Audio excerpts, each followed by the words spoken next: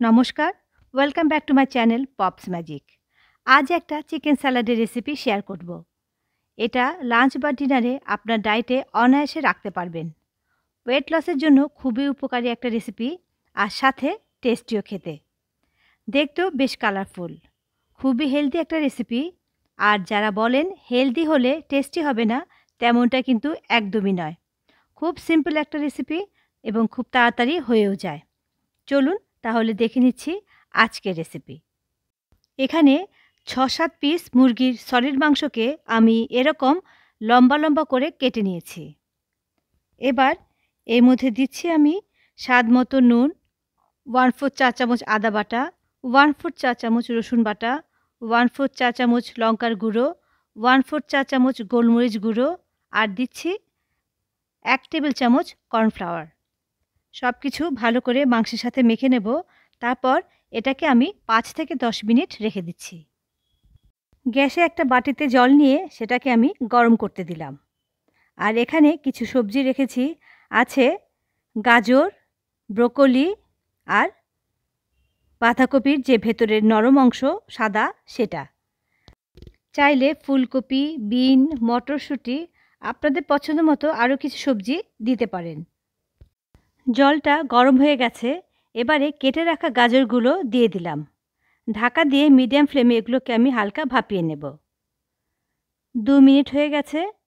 গাজরগুলো কিন্তু হালকা নরম হয়ে গেছে। এবারে এর মধ্যে দিয়ে দিচ্ছি কেটে রাখা ব্রোকলিগুলো। এটাকেও ঢাকা দিয়ে আমি ২ মিনিট ভাপিয়ে নেব। ২ মিনিট পর ব্রোকলি ভাপানো হয়ে গেলে দিয়ে দিচ্ছি কেটে রাখা বাঁধাকপি। এবার কিন্তু আমি আর ঢাকা দেব না। বাঁধাকপিগুলো জাস্ট ৩০ থেকে ৪০ সেকেন্ডের মতো গরম জলে রাখবো, যাতে বাঁধাকপির ক্রাঞ্চি ভাবটা নষ্ট না হয়ে যায়। বাঁধাকপি বেশিক্ষণ রাখলে কিন্তু নরম হয়ে যাবে, স্যালাডে সেটা খেতে ভালো লাগবে না। এবারে এগুলো সব কিছু জল থেকে আমি তুলে নিচ্ছি। এখন গ্যাসে একটা ফ্রাই প্যান বসিয়ে আমি ২-৪ চামচ সাদা তেল গরম করে নেব। অলিভ অয়েলও ব্যবহার করতে পারেন আপনারা। তেল গরম হয়ে গেছে। এবারে চিকেনের পিসগুলো এর মধ্যে আমি দিয়ে দিলাম। হাই ফ্লেমে রেখেই এগুলোকে ভেজে নেব। যেহেতু চিকেনগুলো ছোট ছোট করে কাটা আছে, তারপর কিছুক্ষণ ম্যারিনেট করা ছিল, তাই ভাজতে কিন্তু খুব বেশি সময় লাগবে না। এরকম উল্টে পাল্টে আমি লাল করে ভেজে নিয়েছি। এবারে চিকেনগুলো নামিয়ে নিচ্ছি।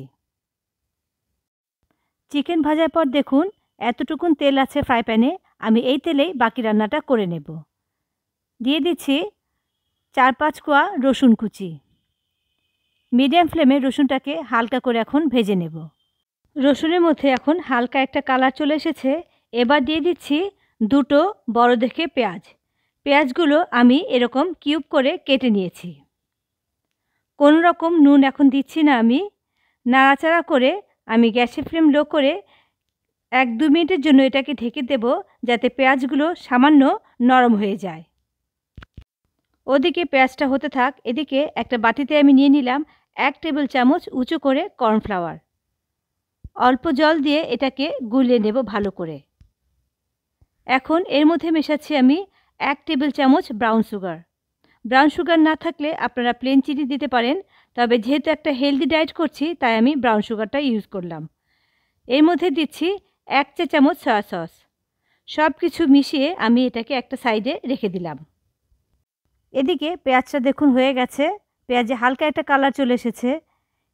এর মধ্যে দিয়ে দিচ্ছি এবার সবুজ ক্যাপসিকাম কিউব করে কেটে নিয়েছি। দিলাম টমেটো কিউব করে কেটে বীজগুলো ফেলে। যদি রেড বা ইয়েলো বেল পেপার থাকে তাহলে সেটাও মিশিয়ে নেবেন।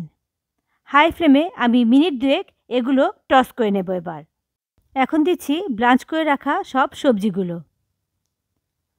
আগে আমি নুন দেইনি, তাই দিয়ে দিচ্ছি স্বাদ মতো নুন।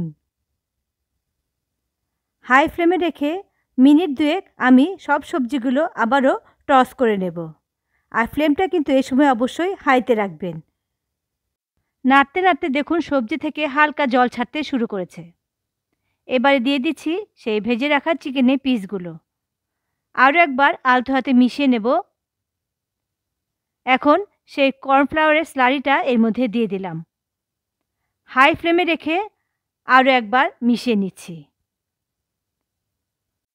নুন মিষ্টিটা এ সময় আরেকবার চেক করে নেবেন।